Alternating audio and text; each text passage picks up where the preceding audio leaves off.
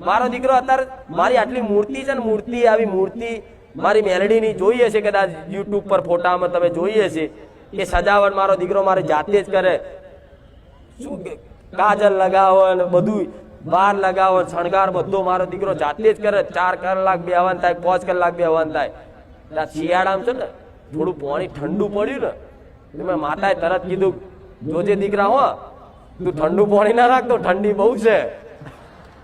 તરત કીધું સેવક ને, પાણી ગરમ કરાવો, પાણી ઠંડુ છે, ઠંડી લાગશે. જો કદાચ એ મૂર્તિમાં રહી મારા દીકરાનું એમ કહી શકતી હોય કે દીકરા જોજે હો, ઠંડુ પાણી છે એકદમ ના રેડતો, તો મારો મેલડીનો પ્રેમ કેવો હશે. આ માનવામાં આવે બધી વાતો તમને? તમે વિશ્વાસુ છે એટલે માનો, નકર ફોટામાં બોલું, મૂર્તિમાં બોલું, ચૂંદડીમાં બોલું, પણ હું મેલડી બોલ્યા વગર રહું. પણ આવો થઈ જાઓ, એકવાર વાલા બની જાઓ મારા, બસ વાલા બની જાઓ. પણ આજ વાલા નહીં, સગા વાલા બનીને આવે છે. માડીને અમે ફલાણા હગા થઈએ, ફલાણા હગા થઈ, એટલે હગા મેલો વાલા બનો ને ખાલી. સાચી વાત નહીં?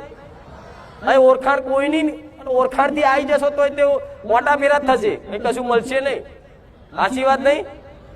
હું તો એ જ કહીશ, નીતિ નિયમ થી જો અહીં ઘૂસ મારશો ને તો તે કદાચ અહીં આવી જશો, પણ મારી કૃપા નહીં પડે. બોલીશ ને કે આશીર્વાદ તોય નહીં પડે, હું ચોખ્ખું કહું છું.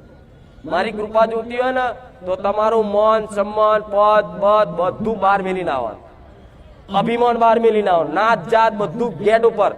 અહીં મારા સાનિધ્યમાં કોઈ નાત જાતાય ના કરતા, નકર મારો ગુનેગાર પહેલો બનશે. બધા એક થાળી ખાય છે, સમજ્યા? અને કોઈને નાત જાત કરવા દીધી નહીં, કોઈને કરવા દઈશ નહીં. હું બધાના ઘરની સુખડી ખાવા વાળી માતા, અને બધાના ઘરનો મેં સ્વીકાર કર્યું છે.